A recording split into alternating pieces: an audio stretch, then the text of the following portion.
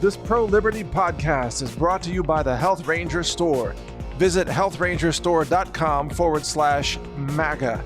That's MAGA, like Make America Great Again. Thank you for your support. I'm recording this on the evening before January 20th, the lobby day gun rights protest, you could say, in Richmond, Virginia. So keep in mind that I don't know yet what's going to happen tomorrow. However, we're going to discuss false flag operations and how they work here, because that's what is shaping up. I published a story today on NaturalNews.com from multiple sources talking about the plans to recruit crisis actors. There was an ad posted for Virginia for crisis actors being recruited to pose as terrorists and IED victims. So think Boston bombing. They may have an explosion or a mock explosion, and they may have mock victims with fake blood on camera so that CNN can say, oh my gosh, look, the Patriots are bombing the crowd, but it may all be staged. It may all be faked. Or they might have real violence and real bloodshed on camera, like Las Vegas style, where they have in Richmond, they've built these fences to fence in the protesters in what's called a kill box, a kill zone. There's only one entrance and a couple of other exits. There are no exits on the east side of the Capitol grounds and no exits on the south side, but there are fences around you everywhere. And then there are going to be snipers all over the rooftops of the government buildings surrounding that area.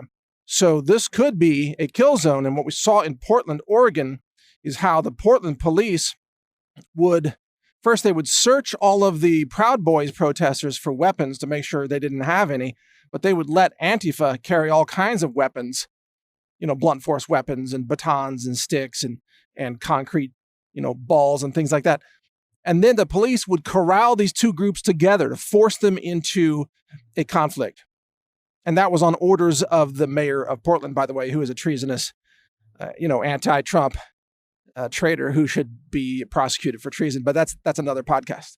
So what police will do when they're Democrat-controlled police, now, I'm not opposed to law enforcement as a principle, but when Democrat-controlled police, which is basically every left-wing city police force, when they do what they're ordered to do, they will instigate violence. And they'll ignore the violence of the left, but then they will try to whip up violence that can be shown as being violence of right-wingers. This is all so that CNN's cameras can capture it. But look, to make matters even worse, not only are there going to be crisis actors and false flag operations, to make matters worse, according to media reports that I linked to over at National File, there are going to be 7 busloads of Antifa actors who are unloaded on the scene dressed like patriots and NRA supporters and Trump supporters and so on. So they will be wearing American flags and maybe camo pants or, whatever. They're going to be dressed up like the way they think patriots look. In truth, most patriots are just normal dressed people, everyday life people wearing business suits and uniforms and, work uniforms, blue jeans, whatever. That's normal patriots and conservatives. But they're going to dress up in their camo and their Trump hats, and they're going to cause some violence, you see. And they might be allowed to carry guns into the Capitol grounds through a secret entrance that will be arranged by the Democrats so that there can be a shooting inside the Capitol grounds, a shooting of patriots that can accomplish a couple of things. Remember, the real patriots will be disarmed. The fake patriots, i.e. the Antifa people who are impersonating patriots, might be allowed to carry weapons. And then CNN's cameras will, of course, capture all of this because it'll happen at a predetermined time and a predetermined place. This is how false flags operate. And then CNN, the evening news, violence breaks out at gun rally. Trump supporters open fire on innocent crowd. You can see the headlines now. It's all fake. It's all a narrative, but that's exactly what they're going to do. Now, what I think is fascinating about all this is that this idea of a false flag operation back in 2012 in the Sandy Hook operation, which was engineered, of course, I'll talk about that. Back in 2012, very few people in America believed in the idea of false flag operations. Today, nearly all people who follow independent media, who are Trump supporters, conservatives, they know that the left is not only willing to fake things and stage things, they know that the entire media is fake news. So today, the idea of a false flag operation no longer seems alien to people. It's actually the modus operandi of the radical left. This is how they operate. And what's interesting is YouTube has gone to great lengths to purge all the videos surrounding Sandy Hook and the CNN coverage of Sandy Hook back in 2012. And that's one of the reasons we created Brighteon.com, the free speech video platform alternative to YouTube. You can find a lot of Sandy Hook videos on Brighteon uploaded by all kinds of users. And more are being added all the time. But I encourage you, look for a video. You might still find it on YouTube or maybe BitChute or maybe Brighteon. I don't know exactly where. Look for a video that documents what's called the sloppy sniper from Sandy Hook. Now, the sloppy sniper was on camera, the CNN cameras, they would broadcast this footage. This guy was walking around dressed up as the SWAT team person, and he was called by the news as like a real, response SWAT team member. And he was surrounded by other SWAT team people. And yet this guy, the first sign is he carried his sniper rifle by the magazine. Yeah, right. He was actually gripping the magazine and had the rifle upside down, carrying it by the magazine, which of course nobody does. If you did that even in a rifle class, you would be probably mocked and yelled at and called a moron. There is no SWAT sniper in America that carries a rifle by the magazine. For obvious reasons. For example, number one, you might drop the rifle because the magazine might come out as if you're carrying it by the magazine. It's just stupid. Nobody who even owns a rifle carries it around by the magazine. So we know that was an actor. It turns out the guy was an actor, an actual TV actor. I think his name was David something. And he then also played a grieving parent. So he testified before Congress as a grieving parent, calling for gun control. Yes, the same exact guy was carrying the sniper rifle as part of the SWAT team response, was a known TV actor, and then was also playing the role of a grieving parent testifying before Congress. The whole thing was faked with this guy. And he didn't even carry the rifle with the sling on. So he had the sling like flopping around out there, which nobody does who owns a rifle, though it's obvious this guy had never actually carried a rifle.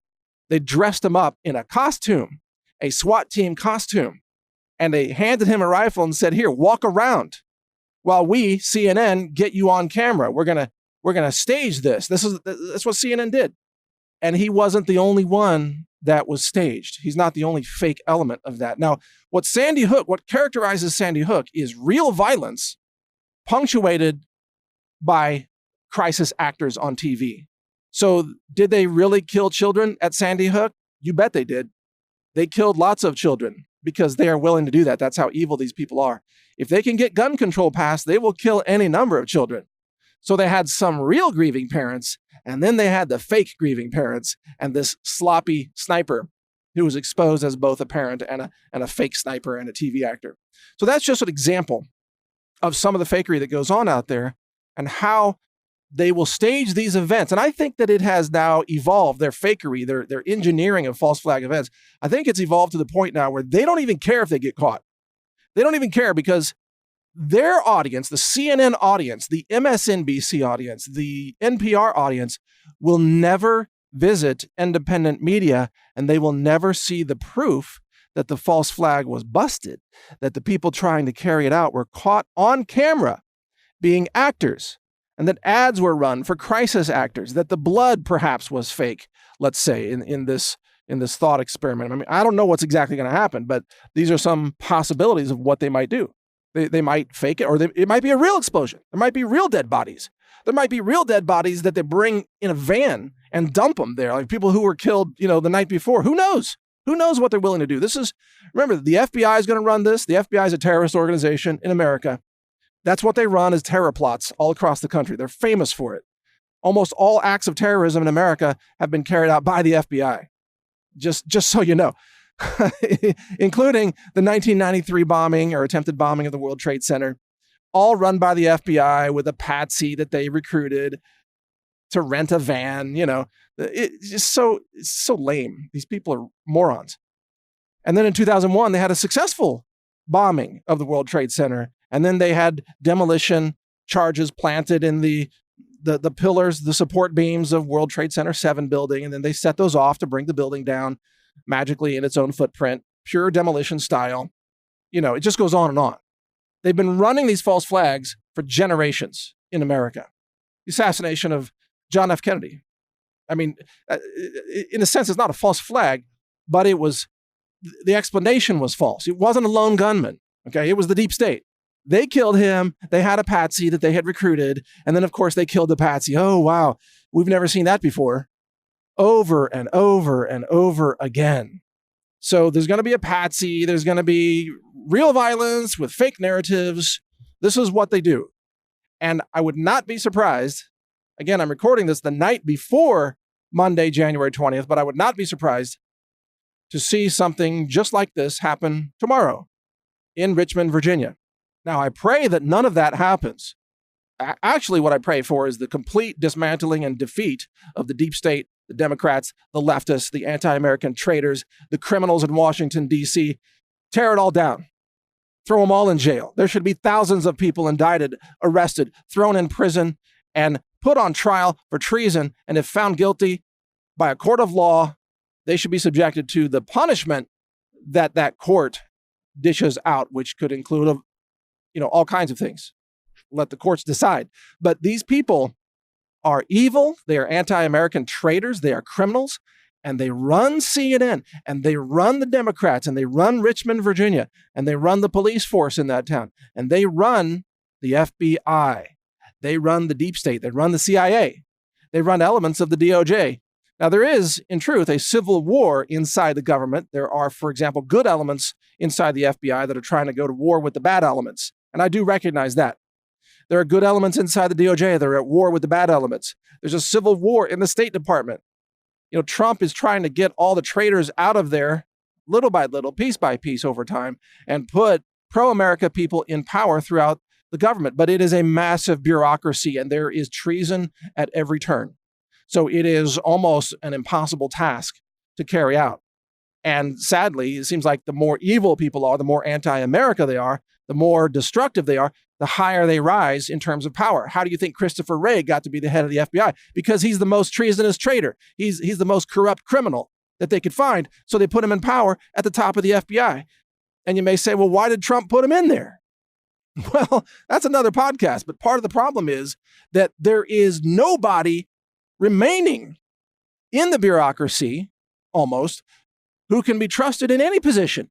Really, what Trump should have done is he should have said, we're closing the FBI, we're going to start a new law enforcement agency, and we're not going to use anybody who's been living in Virginia or Maryland or Washington, D.C. or the East Coast. We're going to go get people from freaking Iowa, or Kansas or Missouri or the Midwest. Get them from Colorado. Just get people who live in real America. Bring them into Washington, D.C. and overhaul the FBI. Overhaul the DOJ. Overhaul everything, all the regulatory agencies, the EPA, the FDA, the FTC, the DEA, the ATF, all of it, because it's all hopelessly corrupt. The State Department, hopelessly corrupt because it's a culture of corruption and treason and criminality and fraud and con artistry. Just look at the freaking Biden family. These people are corrupt criminals till the day they die. They will be just as corrupt as any person can be. And the Obamas are exactly the same, and the Clintons are actually even worse. If that can be imagined, because I don't think the Bidens go out and just kill people who have dirt on them, but the Clintons do that all the time. It's just routine for the Clintons. They have kill teams, actual kill teams that run around just murdering people. Body bags. It's called the Clinton body count. In case you've never heard of that term, it's a thing. It's amazing how many people who had dirt on the Clintons just wind up in a body bag or suiciding themselves. There's a term for it. It's called Arkancide. So many people committed suicide in Arkansas when Bill Clinton was governor after he was raping and sexually assaulting all those women. There were so many cover-ups and so many state troopers that ended up dead who used to be his bodyguards. It's astonishing. But I don't have time to go into all that. Just telling you, these people, the Clintons, the Obamas, the Bidens, and a bunch of other people like Brennan and McCabe and Comey and Lynch and all these people, they are corrupt, treasonous criminals, and they are just the tip of the iceberg.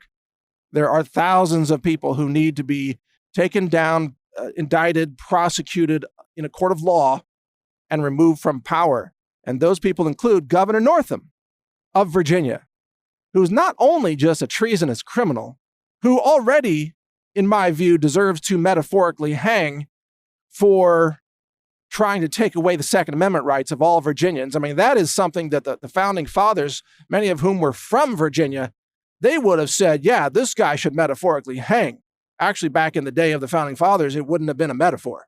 They would have just hanged the guy. Because that's the founding fathers back in the 1700s. But today we don't hang them. We do so metaphorically, in a court of law or at the voting booths, and that's all I'm calling for. Not violence against the guy, but he wants to take away the rights of the citizens of Virginia because he is a treasonous criminal. And it is people like him that the founding fathers had in mind when they wrote the Second Amendment.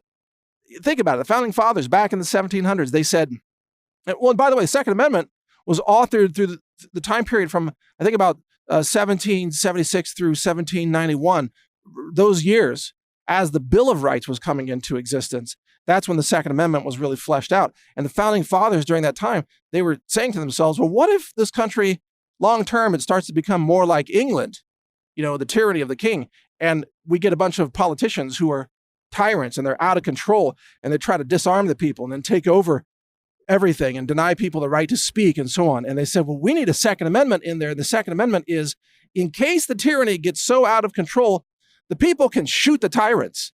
That's what the Second Amendment was for. That's what the founding fathers were arguing for. They say the people need to be armed so that it's a check against the tyranny of these out of control bureaucrats who otherwise would do anything. But if there's at least the threat that they might be shot by the people, they might keep some things in balance and not become total tyrants. Well, that hasn't stopped Governor Northam.